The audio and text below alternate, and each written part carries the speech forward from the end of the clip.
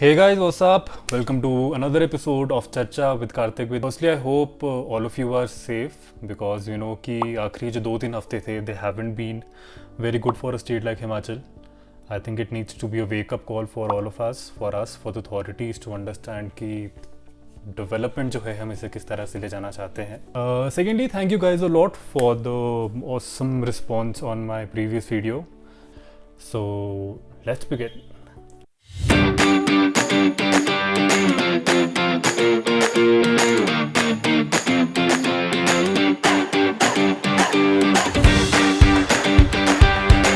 तो इस वीडियो में बेसिकली हम बात करने वाले हैं उन कुछ व्यूज़ और क्वेश्चंस की गवर्नमेंट जॉब्स के बारे में जो मुझे अपनी प्रीवियस वीडियो पे मिले. आई थिंक ये कुछ ऐसे क्वेश्चंस हैं जो चाहे एक एस्पिरेंट के मन में हो, एक वर्किंग प्रोफेशनल के मन में हो. इन सभी क्वेश्चंस को लेके मेरा जो पर्सनल एक्सपीरियंस है I am going to share. And as I said, since this is going to come from a personal experience, अगर आपके किसी के पास भी इसका कोई काउंटर व्यू है या if you don't agree with it, I think any suggestions are most welcome. तो पहला क्वेश्चन है that sir at what post are you and how did you get selected. So my name is Karthik and I am currently working as an excise and GST inspector in the state of Himachal Pradesh. जैसा आपको पता है कि जो taxation system है हमारी country में वो एक सेंटर लेवल पे अलग काम करता है एंड स्टेट लेवल पे अलग. सेंटर ऑब्वियसली अपनी तरीके से रिक्रूटमेंट करता है and every state has their different set of examination to select their officers to implement taxation in their state. हमारे स्टेट में हिमाचल में जो HP पब्लिक सर्विस कमीशन है वो HP राइट सर्विसेज करके एक वैकेंसी निकलती है जिसके through we get recruited. Then the question is that I feel government jobs are monotonous and it stops the overall development of a person.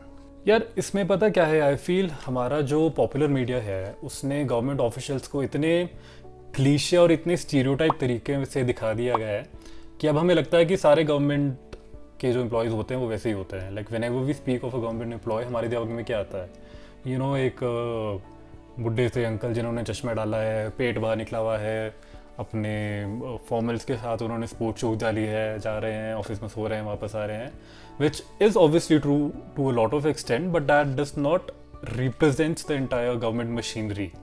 क्योंकि government jobs ही अगर आप देखो तो सभी गवर्नमेंट जॉब्स एक टाइप की नहीं होती. क्योंकि जैसा मैंने बताया that I am an inspector and 60 to 70% of my work is a field job.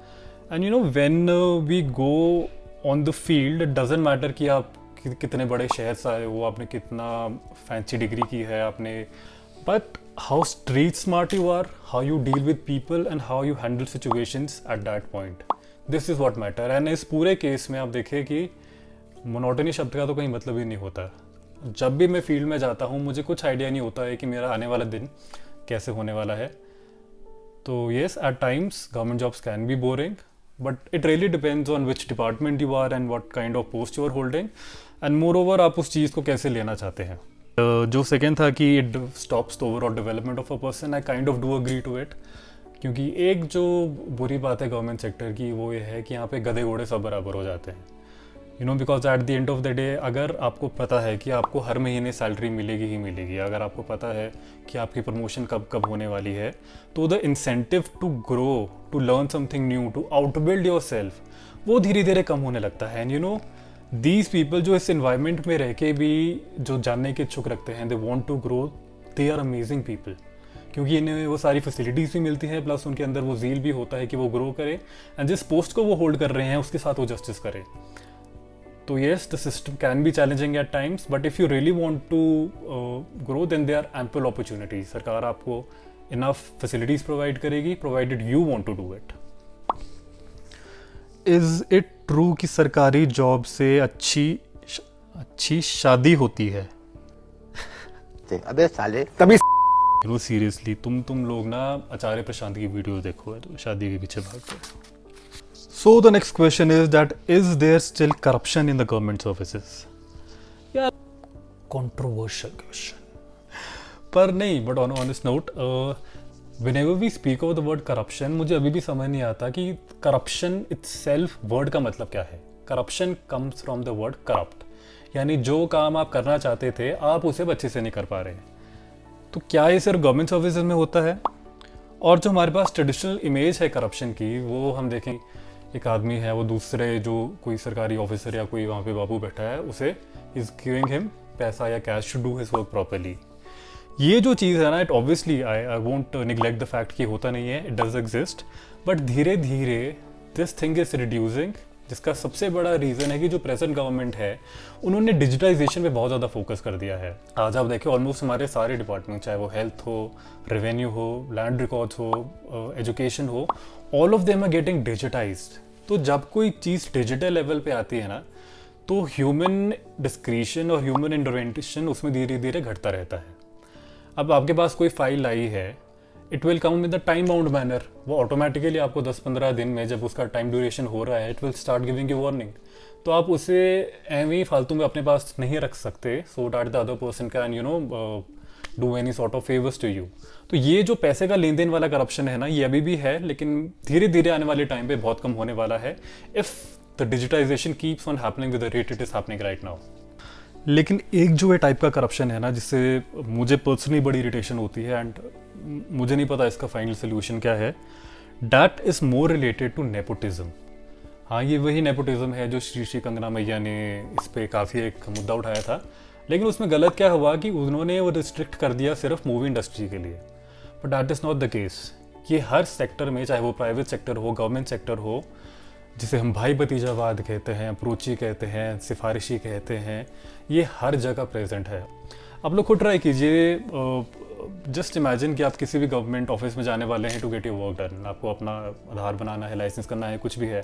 तो first thing that anyone tries, मैं खुद despite being a person who is already working in the government sector, किसी अगर मुझे और government office में जाना हो, मैं पता करता हूँ कि यार वहाँ कोई जानने वाला है, कोई है, someone who can relate to me, चाहे मेरे दोस्त का भाई का भतीजा की बहन की कोई वहाँ अंकल बैठा हुआ है, I will still go and find that relationship with him, because somewhere deep down in my heart मेरे दिमाग में है कि यार क्योंकि मैं इस बंदे को जानता हूँ, my work will be done much more easier.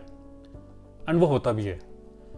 किसी भी पर्सन को जब हम जानते हैं, we tend to do his work much more quickly and with much more honesty. And this, I think this is a point which becomes very unfair to people जिनके वो contacts या अप्रोचेस नहीं होते हैं। तो ये एक चीज़ है जिससे मुझे बहुत इरिटेशन होती है, and I feel this is about of corruption. I think जब हम इक्वालिटी की बात करें तो सबका काम एक टाइम पे एक तरीके से ही होना चाहिए, इर्रिस्पेक्टिव ऑफ द फैक्ट कि आप उस पर्सन को पहले जानते हैं या नहीं जानते हैं। तो to be honest, I am a bit more optimistic about our current generation, क्योंकि मैं जैसे देख रहा हूँ जो नए जनरेशन है, जो ये लोग आ रहे हैं ना, दीज आर द पीपल जिनसे I have a lot of hope. And I feel कि जो गवर्नमेंट मशीनरी में अगर किसी भी टाइप का चेंज होगा तो these people are going to bring it, because these people are coming through a very fair manner. ये कॉम्पिटिशन लड़के आ रहे हैं, so they understand the value of someone else's hard work, which also brings me to another statement, another question I got.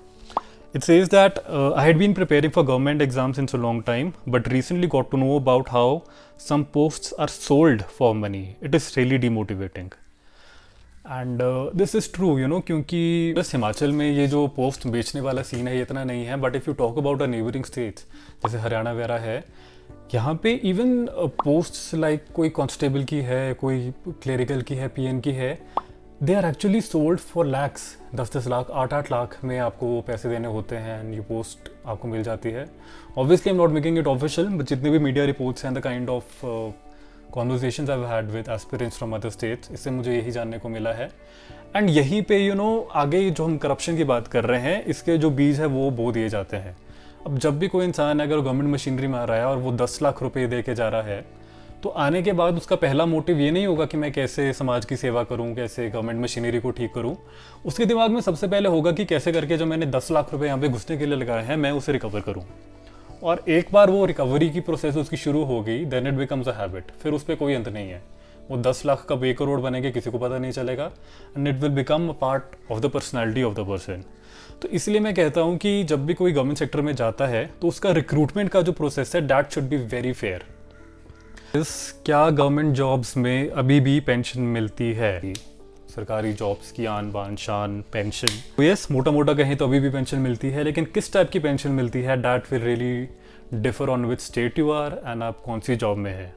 तो मोटा मोटा मैं आपको बताऊं क्या होता था कि 2003 से पहले जो भी गवर्नमेंट एम्प्लॉय की लास्ट ऑन सैलरी थी, फॉर एग्जांपल रिटायरमेंट के टाइम अगर कोई गवर्नमेंट एम्प्लॉय 80,000 रुपये ले रहा था, तो उसका 50% यानी 40,000 रुपये उसे पर मंथ पेंशन के रूप में मिलना लगेगा till the time he is alive. तो बढ़िया था, कोई दिक्कत नहीं थी। जो एक बुज़ुर्ग आदमी है उसे सरकारी तौर पे पेंशन दी जा रही थी ताकि वो अपना हंसी खुशी गुजारा कर सके।